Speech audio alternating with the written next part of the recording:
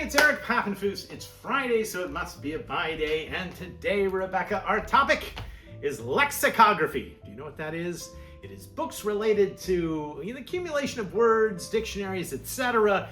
And an incredible book came in that was first published in 1852 and hasn't been out of print since. You know what that book might be? I'm going to show it to you. It is an amazing reference tool, and it is the first English thesaurus, which was written by a gentleman by the name of Peter Roget. And you know the name Roget.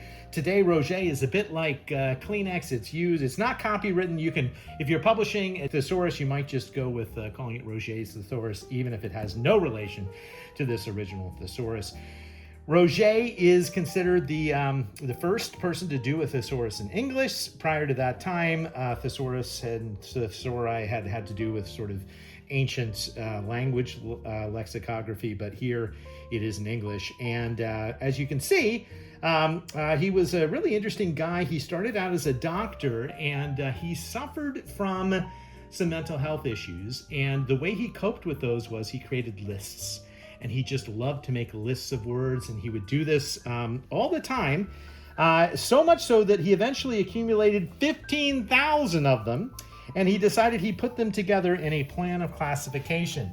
Now, last week's buy day had to do with Aristotle, and this week's does too, because these are sort of Aristotle's categorizations of language. This is the real Aristotle. And you can see all sorts of different things. Now, have you ever used an actual thesaurus? Yeah, you're a little young perhaps to have used a physical thesaurus, but before the internet, you would actually get a thesaurus and look it up. Now, you can pretty much get those synonyms at the drop of a hat. One interesting additional fact about the thesaurus is that today, let's see, what the latest one has 442,000 words. So it's continuously been in print, but each time a new edition has come out, and there were dozens of editions just in Roget's own lifetime in the 19th century that would just add more and more and more words. Not only are the words sort of classed by different sort of abstract categories based in philosophy, but there's also an index at the end where you can look up the word that you're thinking of and then hopefully find a synonym. You know, one famous person who quite famously used Roget's thesaurus to make a point was Martin Luther King. And Martin Luther King Jr. said, in Roget's thesaurus, there's two definitions, one for whiteness and one for blackness. Do you see those here? And everything having to do with whiteness is good, and most of the things having to do with blackness is bad. And so he was talking about language and how that played into race, and there it is. That is what young Martin Luther King Jr. might have read and thought about when he was thinking about how language affects how we think about race. So that is a true first edition. That makes it collectible and very interesting, and that was a really cool book to come and to discover. I've got two other books I want to show you today. I think you're going to find them really interesting too. This one is broadly speaking a book related to language, because this is the first English translation of the Rosetta Stone. Have you ever been to the British Museum in London? If you do go, you'll see they have the Rosetta Stone. You know what that was? It was a discovery, a Napoleonic discovery. It basically allowed us to decipher Egyptian languages and hieroglyphics because it had the same things written in ancient Greek as it did in the hieroglyphics. And this is actually the first translation complete of the Rosetta Stone into English. And what makes it interesting is it has this great Pennsylvania connection, which is that it was done by 3 undergraduates at the University of Pennsylvania. And here they are in our copy of this book. There they are with their signatures. They've sort of signed this book. Believe it or not, a plaster cast of the Rosetta Stone, which was meant for the American Philosophical Society, was actually accidentally sent to the University of Pennsylvania. These 3 undergraduates who were really good in ancient Greek and Egyptian languages decided, hey, they'd translate it, and they presented it in the form of this absolutely gorgeous book, which, as you can see, is entirely illustrated, and the translations are actually in cursive. Isn't this amazing?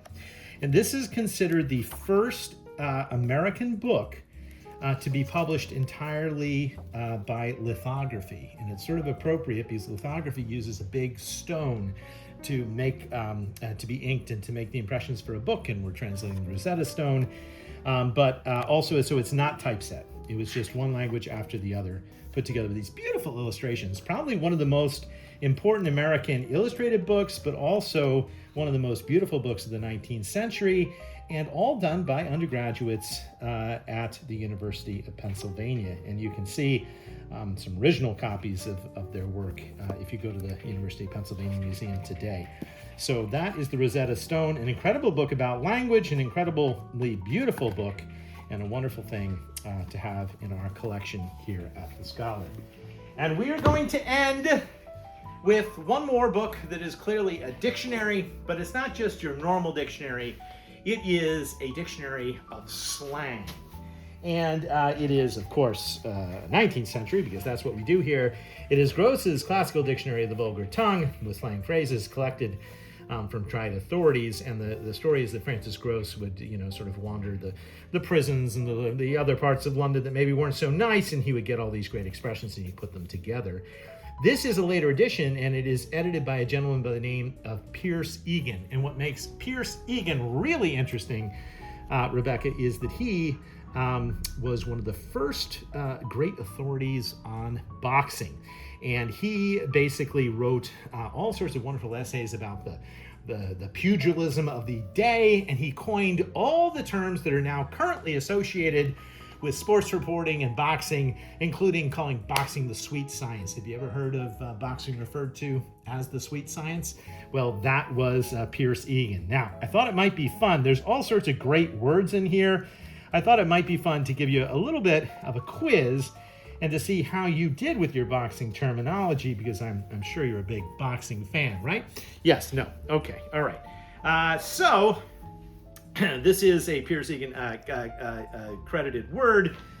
What do you think it means to have the boxer get punched in the bread basket? Any idea? The stomach? Yes, exactly. Come over here. You got it. You see, you're 1 for 1 already. The stomach, a term used by boxers. He is the first person to utilize that term. All right, I like that. Let's try another one, shall we? What do you think it means to see claret on the, perhaps even dripping onto the mat below the boxers? Claret.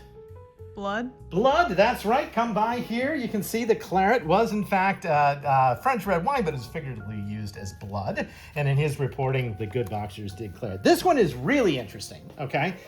I won't ask it to you in the form of a question, but I will say the fancy. Have you heard of the fancy? The fancy is a term used at that time by him to basically refer to the enthusiastics, the people who were who took a fancy to the game of boxing. They were called the fancy, and that, Rebecca, is where we get the term fan today for sports fans.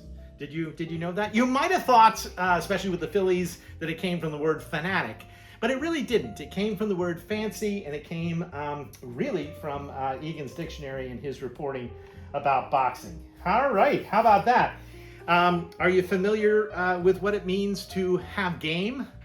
Yes. Yes. Well, if you've got game, among pugilists at least, that is courage of the highest order.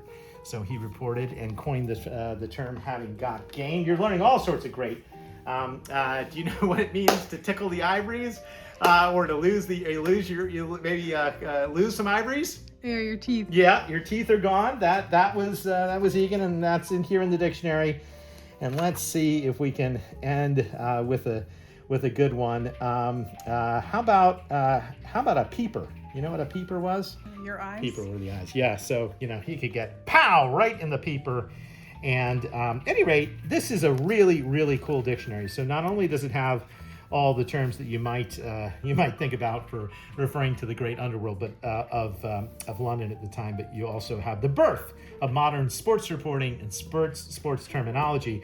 So maybe we'll sell this in our sports section here at the Collectible Building at the Scholar. Okay, shall we end with a funny book? I think we shall. This is a trendy thing now, and I found the book to be amusing, and I don't know if you like this sort of thing, but spine poems. Are you familiar with spine poems? Yes, okay. Well, we do this occasionally at the Scholar. You take your favorite books, you line them up, and you make beautiful poetry out of it. There were a few in here that made me chuckle. Have you seen this on display in various things? I liked this one. A burning, a strange stirring, cooking for one, and I don't forgive you. It's almost like a haiku, but it's really how you can take any exciting books and make something even more amusing. Here's a good one too. Are you listening? I hope you're listening. The way I heard it, you're not listening. So, spine poems, an amusing book. We'll put that in the humor section, and we'll try and put some good ones on display for you when you come here to visit us next to the Scholar. Well, thanks for watching. Hope you learned lots about interesting words. Rebecca, you did terrifically well. And now you're ready to go see a boxing match.